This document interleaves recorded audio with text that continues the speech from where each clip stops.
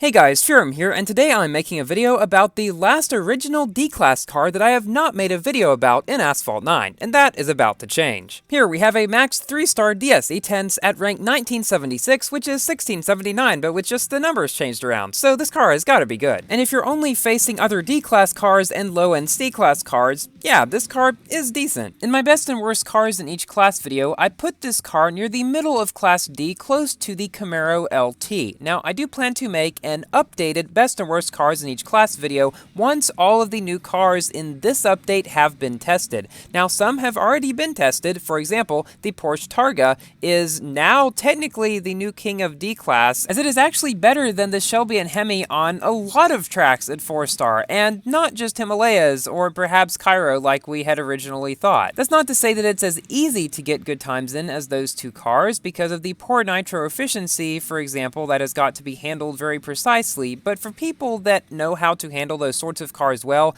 it is going to be a real D-Class beast. If you would like to see how the Target performs in multiplayer, I have a video of it up on my channel that I uploaded just a few days ago, so you can check that out. Another car in this update that has been tested is the LaFerrari Aperta by Supersonic, who says it is in fact the new A-Class king. But the other cars in this update, the Ginetta, the 812, and the Jesco, haven't been really tested yet, so once those are tested as well, then I will make that updated list, in case people are wondering just when am I going to make that. And my next song is done. I just need to make the video for it, and I do believe that music video will be uploaded at 24,000 subscribers. So definitely something to look forward to. Somehow we managed to pass this Elise on the final Cairo turn, which is not something that I was expecting, since the Elise has a better handling stat than this car. Not that this car has a bad handling stat, it's just that the Elise should be able to have gotten around there with better speed. I think the reason he didn't was that he hit Shockwave in the middle of the turn. If you're in a car that can already get around that turn with high speed,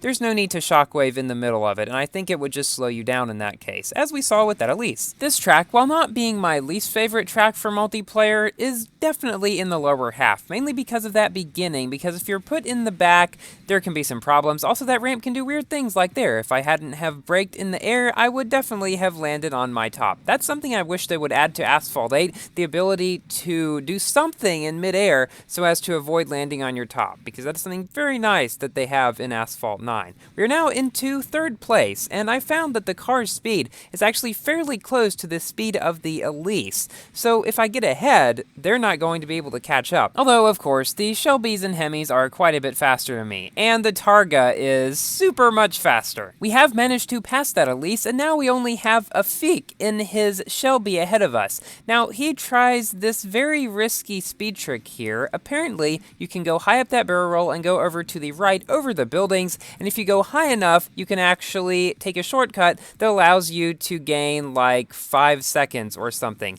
I've seen somebody go from 4th to 1st in multiplayer that way, or pretty close to that. Anyway, it didn't quite work for him.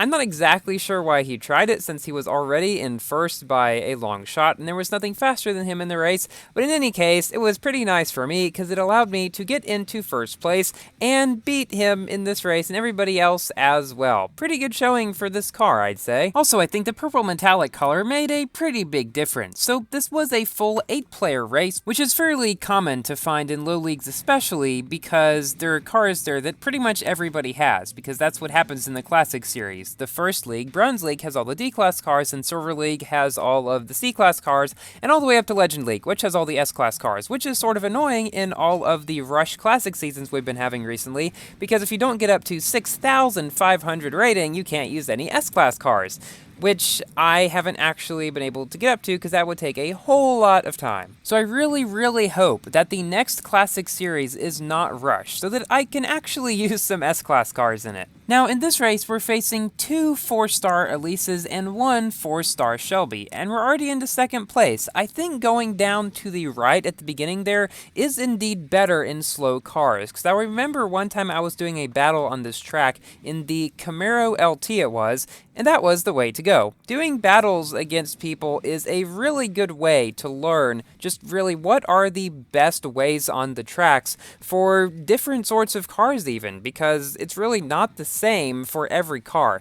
Now, of course, on a lot of tracks there are general routes that are a lot faster that you should take, but ones like the beginning of this race that don't have too much difference between them, some could be faster in slower cars, some could be faster in faster cars, and it could be different in between an agile car or a non-agile car. But in any case, we do manage to almost catch up to this Elise, not quite coming in first, but coming in a very close second. By the way, all 6 of these races are sequential. Now in this next race, we are facing 3 4-star Shelbys. Let's see if the E-Tense, with its worst top speed but better handling, can compete against them on Rome. This is also not my favorite track for multiplayer. In fact, I probably would say that about a lot of Rome tracks, but this one honestly has grown on me a bit. If you can get the beginning okay and get through this small section here without getting knocked down, you can probably do pretty well, because it has some sections on it that might seem difficult at first, but if you know the right way to do them, you can definitely pull out a pretty good lead, or catch up to some people who might be in first with better speed. And on this specific variant, I would say that good handling and good nitro efficiency are likely the 2 most important traits of a car for driving on it, because of one section that is a bit later. There I didn't boost in the air, so number 1, I wouldn't hit the top of that arch there, which does happen sometimes if you're in faster cars and you use nitro there, and number 2, so that I could shockwave around the corner. There's little things you pick up over time. Now, here is the section that I was talking about. The best way through in cars that handle low enough good nitro efficiency is just to go all the way around to the right. Cars like the Corvette or Elise can do this marvelously. The E-Tense almost made it. It had the handling, but not quite the nitro efficiency. I had to dip out a little early of that turn, but it was still good enough to keep me in first place. With this Elise right behind us and 2 Shelbys behind him, we take the final turns and then take the victory. Even though it is rather slow, this car is quite pleasant to drive. It doesn't have quite the same feel of agility like the Elise does, but it's not bad at all. Now for our second to last race, in which we see that, well, not everything always goes well. So here I do a 360 here like I usually do, hit that car, and then get slowed down to nearly stopped, and thus get put back into last place. Which isn't good when you have a bunch of Shelbys and Elises up there that are just better pretty much than me in most ways.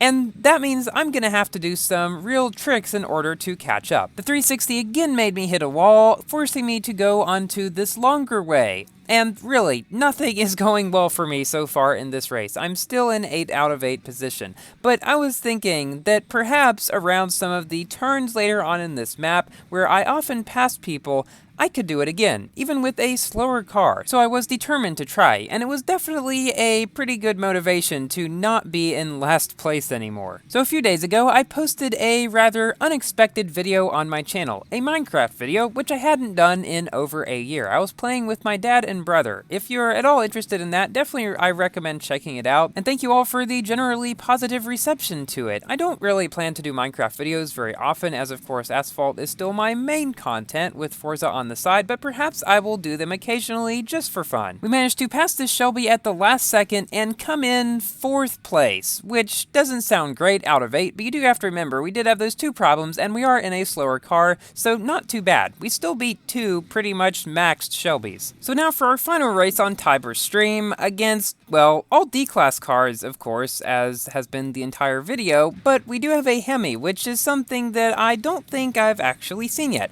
So now it's time for my general review about this car. It is a mid-tier D-Class car, so in the grand scheme of the game, not especially great, but honestly for D-Class multiplayer, it's not too bad in Bronze League. I mean, if you get a map like Rome, which is not top speed based but more handling based, which is what this car is, you can probably do pretty well, and even if you're facing lower-end C-Class cars, you could probably do okay. Although the thing is, once you get into C-Class, you have a lot of cars that have quite a bit higher top speed than this one, and so they're gonna be a lot harder to beat. So once you get into Silver League, you better have another car handy. So I've taken most of the ramps and corners and stuff pretty well in this race, and thus we've gotten ahead such that the other cars aren't even on the map. That's always a quite satisfying feeling, especially when you're playing against cars that are generally considered better. And well, they really are, but one thing I never want you guys to forget is that it's not just the car that makes a difference. it's also the driver. So once you learn all the ins and outs of driving in this game, might I suggest my updated How to Go Fast video for help with that, then you can do quite well in even lower ranked cars than a lot of people might expect would be good. Thank you all for watching, please like the video if you've enjoyed, and consider subscribing for more Asphalt 9 and Forza content, and I will see you in my next video. Goodbye!